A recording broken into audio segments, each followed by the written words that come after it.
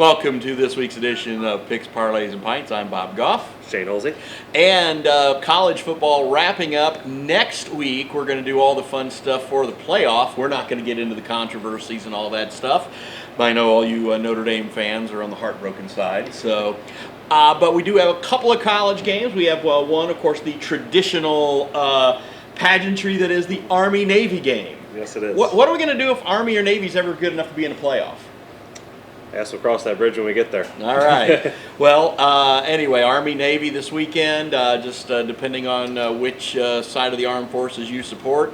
There are no losers in this game because, again, it's two of our best, it's a lot of our best young men out there on the field. So go at it and everything and have fun with the Army-Navy game. And then, of course, Washington versus Boise State in our first bowl game, I guess, coming up.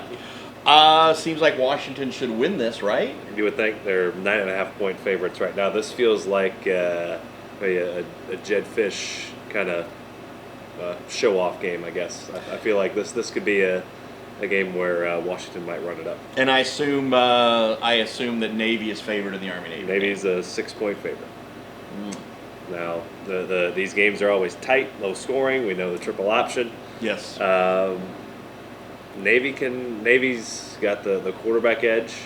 I don't know if I want to lay points in the Army-Navy game. No. I'm usually a fan of the unders, but it is 38.5, which is quite low. That's low. But it's the rivalry. It's the triple option. It's the 18 play, 85-yard, 12-minute touchdown drives. Grind it out. Yeah. So anyway, there's your college football. Again, we'll get into all the playoff stuff and some of the bowls next week. NFL, the NFC Dirty South, and boy, the Buccaneers picked a really bad time to start fading away. This is a good old-fashioned Thursday night football game, isn't it? Yeah, no kidding, right? Bucs are at home favored by 4.5. You would think that would be easy, but then again, they lost to the Saints last week. They've been playing with their food a little bit the last few weeks. Falcons have been, I don't know what the hell happened to the Falcons. Well, they lost their quarterback and Kirk Cousins. Yeah. We don't like that anymore. Apparently not. So anyway, I think the over/under 44.5 looks pretty good there. I think the under looks good in this one. I just don't see either team putting up a ton of points. I'd hate to bet on the Buccaneers to cover at any stage. I'd hate to bet on the Falcons to cover. Yeah. Ever. So maybe the under's your best best play on this. The Monsters of the Midway showed a lot of fight and a lot of grit up in Green Bay. Didn't quite get it done. Of course, they'll get their rematch with the Packers next weekend, but this weekend they've got the Cleveland Browns heading into Soldier Field. So was it 7.5? Is that what I'm seeing here? 7.5. 39.5 the over/under. Yeah, the Bears have played. I mean, it's close game after close game after every game's a one-score game. It feels like you won't catch me on the Browns, but you don't like that Browns 7.5? No, God no, not in Chicago. If it was in Cleveland, maybe a different story. Shedeur did not impress last week. I mean, he did, but it was the Titans. It was the Titans. Okay. I would maybe buy the Bears down to 6.5, maybe if I had to lead. But I'd wait for that to come down a point or two. All right, and the over. Do you like the over under at 39.5? The Bears seem to play these games where they're trending towards an under, and then all of a sudden you get 4 touchdowns in the fourth quarter. True. So, very true. Bills Patriots. The Bills were favored early. Mm-hmm. Now the Patriots are favored. Yep. Plus money for the Patriots to cover that 1.5. By the way. This is as close to a pick'em as you can get, right? Pretty much a pick'em. These division games between two really good teams, they tend to split them. I feel like Patriots won in Buffalo earlier this year, and we thought at the time that was a huge upset. Didn't really turn out to be that way. If you can, I hate taking anything less than a field goal with an underdog. Maybe an over in that game might be somewhere to look. I mean, Patriots are playing as good as anybody they are in football right now. Coming off a bye too, right? Coming off a bye. I like the Patriots in this one. I'll lean that way, but it's nothing more than a lean. I like just them at 'cause they're home and off the bye. I think those are two big things. And the Bills haven't But exactly. I hate betting against Josh Allen though. Yeah. That's a dangerous. They haven't. Usually a dangerous They proposition. have not. They have been really funky lately. They really have been. So, are we going to see the Fighting Brady Cooks for the Jets? We might. St. Louis's finest. 13.5-point favorites. That's what the Jaguars are. There's a lot of points, even if That it's is the Jets. a ton of points. I know Brady Cook personally. Did you call him and get some tips on this one? No. Okay. If he's playing, maybe just to root for him, I might take the Jets like plus 14.5 or something. But just to have something to root for there. Jaguars are looking like the best of the AFC South right now, They though, are. especially They with are. the Daniel Jones news, and Yeah. we'll talk about that later. So Houston, Houston looks good too, and that's the team coming up next. 9.5 points though against the Cardinals, who have been really throwing monkey wrenches into the season all year long. Are the Cardinals going to score more than 10 though? Yeah, against that defense, maybe not. They might not. Yeah. Houston would be the side. I like the under in that just because Houston's offense isn't anything to write home about, and their defense is fantastic. I mean, you're looking maybe 31-10. That gets you there. Yeah, I think that's the way to go. Bengals hosting the Ravens. Some way, somehow, the Bengals are still in the playoff hunt, and some way, somehow, the Ravens are favored in this game. The way the Ravens have looked as of late. Lamar Jackson, boy. If you had him in fantasy at the beginning of the year, you were rolling, and now you're going into the playoffs. You're kind of going, I need help. Come on, Lamar. Yeah, I would lean taking the points with the Bengals at home, just because it's in if you're division game, getting points at home, that's usually a good side to be on, and backs against the wall with the Bengals. They look a little bit better right now that Joe Burrow's back than the Ravens do, but. Anytime Lamar Jackson is on the other side, something big is capable of happening. And any week they could just pop off and beat somebody by 30. So I would lean Bengals at this point, but not a huge strong conviction behind that one. The Eagles, another team that is swooning, if you will, against the Raiders. 11.5-point favorites. Of course, the backdoor cover last week for the Fighting Pete Carrolls. The spread and the over was in play there, people are talking about that, but it was the right play. It was the only chance they had to even maybe get the ball back, and when the ball did cross the posts with a second left, so they probably should have had an extra second to maybe get an onside kick or whatever. But there's a lot of big spreads this week. There are, and the Eagles haven't been playing well enough to. Man. 38.5 even for the over/under. The way the Eagles have been playing, I don't like. I would take the Raiders. If you're gonna give me 11.5, I'd take the Raiders. I have a hard time betting on the Raiders this year, though. That's true. And plus, who will be their quarterback this week? Who the hell knows? Kenny Pickett? Yeah, could be. The Chiefs, who might have just maybe a little bit of a pulse, but not much. 4.5-point favorites against the Chargers. They need this one. In Arrowhead. They need this They've one. needed this one for like the last 4 weeks. Yes. And they haven't gotten it. This is do or die. We say that every week. Okay, come on, Kansas City, do or die. But they still have that smidgen of a chance. But they don't cover. They rarely cover when they do win. Again, the one-score thing is noted that they are 1 and whatever in one-score games this year after being 11-0 last year. Isn't that crazy how that works? It just all balances out. Yep. So, yeah, I like the Chargers, even with the one-armed Justin Herbert. I'll like take the Chargers. points. Yeah, me too. So, Giants, Commanders, I just stay away from this one. Two teams who got nothing to play for. Maybe some Exxon Valdez tank action going on. Who knows?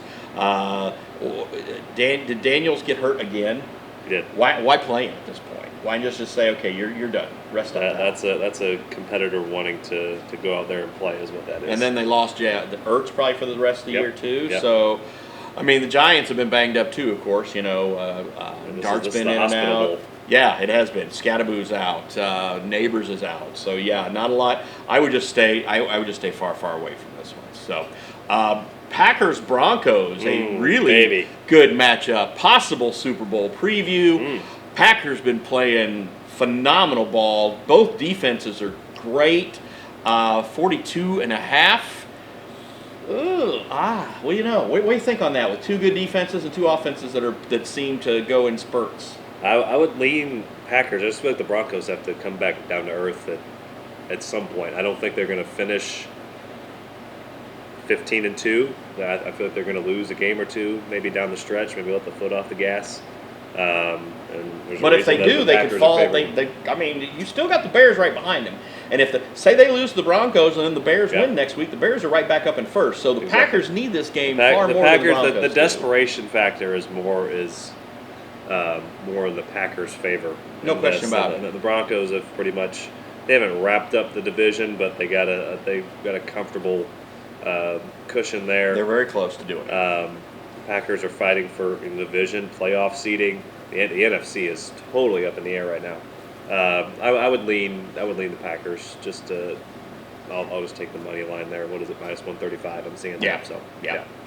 Colts Seahawks. Are we gonna see Phillip Rivers this week? I'm hearing rumblings that is a good possibility. Seahawks by 14. 14. That's a lot. My goodness. Even in Seattle, that's a lot of points. Is 44-year-old Phillip Rivers going to be slinging it against that defense? I have a hard time seeing that. Well, or is Jonathan Taylor just going to get 70 carries? You know, maybe for 85 yards. So you think the Seahawks can cover that 14? I don't think so. Feed me an under, and I'll kick my feet up. 42.5? Yes. You like the under 42.5? I don't see the Colts scoring more than 14. Speaking of a game where I also like the under, but also has another monster spread, the Niners favored by 12. There's some big spreads. 12.5. I mean, I know the Titans are the Titans, but 12.5 is still a lot of points for the Niners, who still have half their defense. I don't think any amount of points is too many points with this Titans team this year, unless they're playing the Browns, apparently. Yeah, you're right. 44.5, though, I do like that under in that game a lot. Yeah, so my thing is the Niners could put up 35 by themselves, so that's a problem. I don't think they haven't been doing that. I hope they do, because I have CMC in my fantasy playoffs in a couple of leagues, so I'm certainly hoping that will be the case. Another great game with two playoff teams. Rams-Lions. Rams favored 5.5. 5.5. Look at that total too. 55.5. I mean, that's 31-28. Yeah, it gets you there. 30-27. The Rams defense is good, but the Lions offense is good too. I mean, and it's inside. The two quarterbacks that were traded for each other going toe to toe again. That always makes for a fun little dynamic there. I thought this was right for a flex, but then I remember the Cowboys were playing Sunday night, and there's no way in hell they'll ever flex the Cowboys out of a primetime game. Gosh, no. So we'll talk about them in a bit. One game we're not going to talk much about is the more of the NFC Dirty South and Panthers Saints. I tell you what, the Panthers are they're making a run. They're sniffing it. I mean, they win this game 8-6. If you would have told me before the year the Panthers would win, it would have to go 500 the last 4 games of the year to finish with a winning record. I would have told you were crazy, but and again with the Bucks, being as inconsistent and banged up as they've been too. Yeah, the Panthers still have a legitimate shot to win that South. Yeah, but it's also in New Orleans, and the Saints have been playing better at home, and the Saints did knock off the Bucks, and what the shuck, right? Shuck them up. Go ahead and shuck them up. Tyler Shuck going to shuck them up. As we said, Sunday night, the Dallas Cowboys hosting the Minnesota Vikings. 5.5 point spread for the Cowboys, who are very similar to the Chiefs, and they basically have to run the table to get in. Mm-hmm. I like the Cowboys to cover this. I do too. I love the over in this game, 47.5. I don't think that's a problem. Yeah, I mean, with J.J. McCarthy, that gives me a little bit. I think the Cowboys are going to put up 35. Cowboys could. They could score 40 by themselves. So I like. I'm proud, and then, of course, this is also a bet with my heart a little bit here, because I think the Cowboys are in more desperation mode. The Vikings know their season's over. So Monday night, a battle of the two great AFC teams from the 1970s, the Miami Dolphins and the Pittsburgh Steelers. But alas, Terry Bradshaw and the Steel Curtain and Larry Zonka and the no-name defense aren't walking through that door. But Unfortunately. this is a case where both of these teams still have legitimate playoff hopes, They do. especially after the Steelers beat the Ravens last week. Believe it or not, these teams still have a pulse. And the Dolphins, go figure. Yeah, after that start they got off to, they're one of the hottest teams in football. I would, primetime game. What are we looking at temperature wise here? In Pittsburgh? We know how the 22 degrees. Yeah, it's going to be a rough night. I was gonna lean Dolphins, but well, the Dolphins did break that jinx last week did. in New York. It's the Jets, Not the Steelers. not the Steelers. No, I think Not the Steelers, Aaron Rodgers. I think the Steelers on Monday night. Yeah. I think they will win, and I think we will see the Dolphins head to the depths of the sea, and their playoff hopes will end. So, real quick, we also want to talk about fantasy football action. I had a pretty good fantasy year, made playoffs in a lot of leagues. You did as well. From Yeah, what you all said. four. All four. Some by the skin of my teeth, but we're in. Made the dance. And this week, it's you want to be healthy, and of course the playoffs have started, so there's no byes. And do you feel good in most of your games? This one, no. Folks around here may know, Bill Connerly, and I'm sure the name Riley Martin and some other names, some former Q baseball players. It's a lot of the league I'm in. That league just barely snuck into the playoffs. In a lot of these leagues, I started the year hot, and we're kind of limping our way in. Typically not great. I do have a bye in one league, so I don't really have to worry about it this week. I just got to worry about the other three. This one. I mean, this league is so tight. I'm not overly confident. I'm not pessimistic necessarily. It's looking like I got about a 50-50 shot according to all the projections, just about every single one. So it's kind of a coin flip at this point. So we'll set the lineup and see how it goes. In the Quincy Old Guy Media League, I play the retired Herald Whig writer Ed Huzar in the playoffs this week.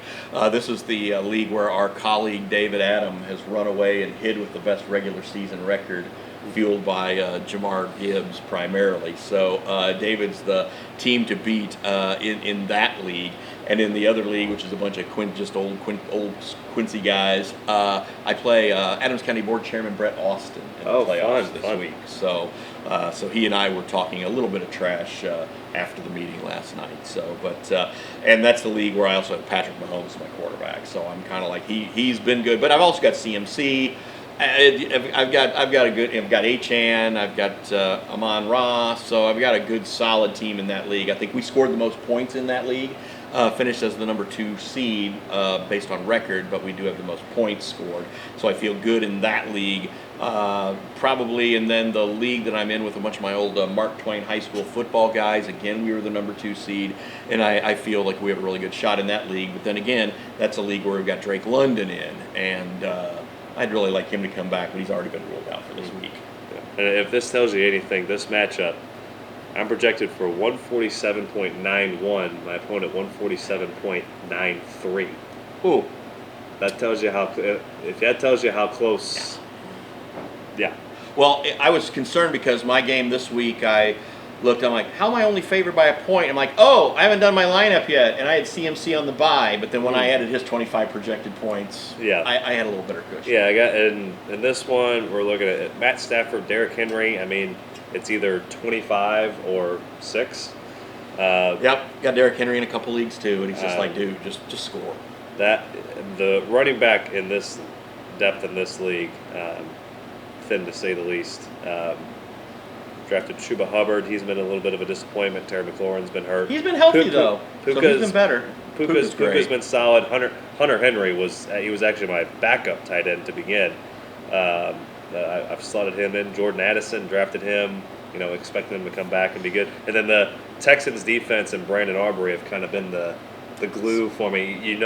I'm always, people kind of gloss over defenses and kickers, but if you have a solid defense and a solid kicker, that could win you a couple matchups out of the game. I totally buy into that theory as well. I benched Kelsey in one league for the Bears rookie tight end Loveland, and he's been solid lately. So again, Travis Kelce, too concerned with wedding plans, too concerned about getting the honeymoon set up, all that stuff. So I think that is the reason the Chiefs are going to miss the playoffs is because of the Travis Kelce, Taylor Swift engagement.